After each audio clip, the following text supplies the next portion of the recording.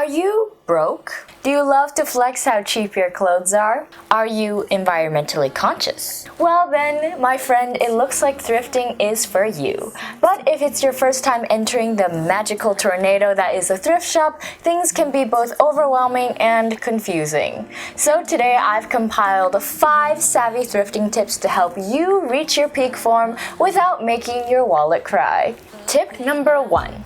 Invest in basics. Yeah, I know. Basics are boring, especially when you're shopping in a place with crazy granny blazers and flashy quinceañera dresses. However, investing $10 in a pair of jeans that you wear every single week is a far better bang for your buck and honestly the smartest way to take advantage of thrift stores. A good pair of jeans is like finding a true soulmate.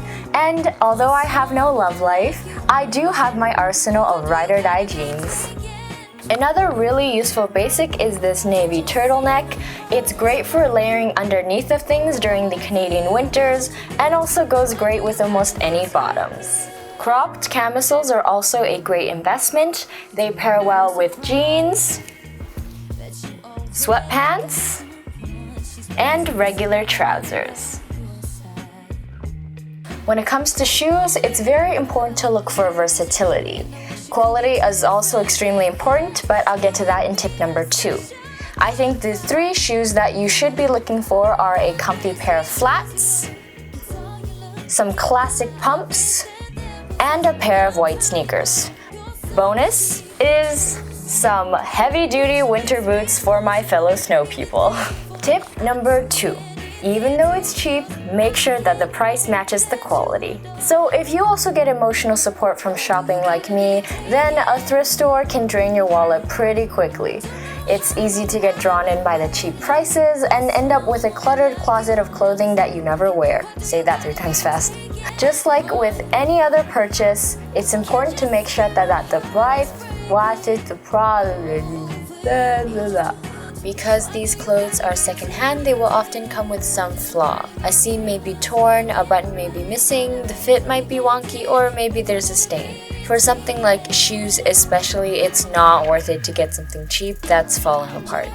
Now, unless an item is close to ruin, blemishes can be fixed, and I'll get to that in tip number 5. You should look for high-quality materials like silk, satin, wool, denim with a high percentage of cotton, and also vintage pieces are usually pretty reliable considering how long they've lasted. Tip number 3.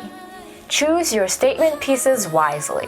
Now, this is probably the most exciting aspect of thrifting. It's almost like a treasure hunt. But again, even if you find a fabulous extra piece of clothing, no matter how flashy it looks in the store, if it only goes back home to collect dust in the back of your closet, there really was no point in getting it. When it comes to statement pieces, I tend to look for things that can pair well with a variety of different outfits. These are all incredibly eye-catching pieces that can make a basic outfit very bold, and all you have to do is throw them over top.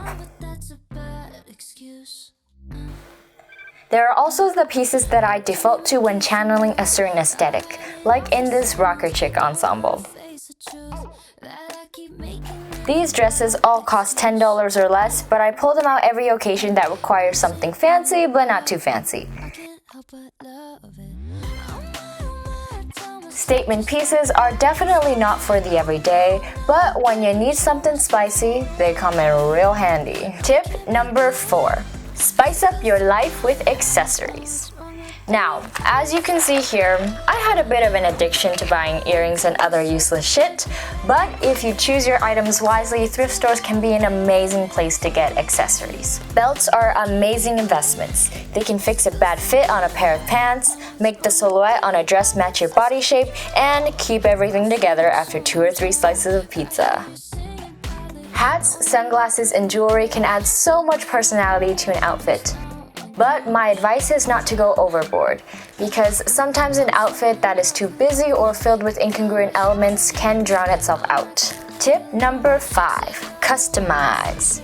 Now, if you found a true gem, but there's a missing button, a ripped seam, or anything else, it's really no biggie. All you need are some basic tools and a lot of patience, and you can cinch something in, add a button, crop, and customize. The joys in thrifting are the unique pieces and knowing that you can make what you wear your own. So don't be afraid to customize. It looks like I forgot to film an outro, so here is Sawyer the Sloth, and he says, thank you so much for watching. Like the video if you did, dislike if you didn't, and subscribe to the Cuteness Code for more Broco retail therapy tips. Toodles!